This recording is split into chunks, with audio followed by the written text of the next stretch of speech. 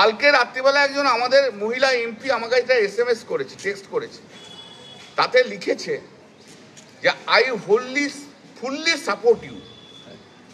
দিয়ে তৃণমূল ছাত্র পরিষদের একটি নেতার নাম লিখেছে he is Harbour criminals, he harbours criminals.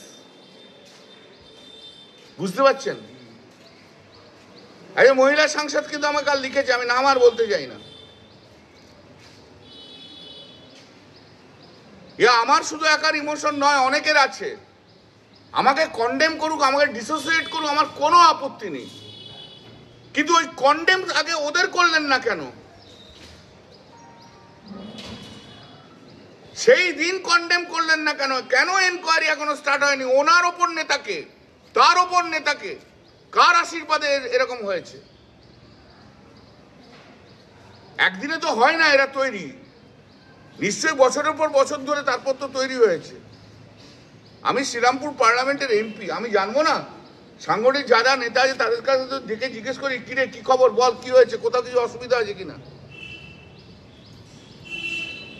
আমি তো সাংগঠনিক দায়িত্ব নেই, কিন্তু এখানে তো আমাকে গার্জিয়ান হিসেবে দেখে। তা গার্জিয়ান হিসেবে দলের যারা নেতা হয় না, সাংগঠনিক নেতা হয়, তারা গার্জিয়ানের মতো।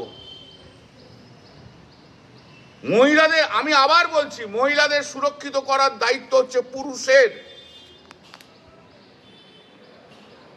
এই যদি কোনো পুরুষ না করে, সে দায়িত্ব পালন করছে না।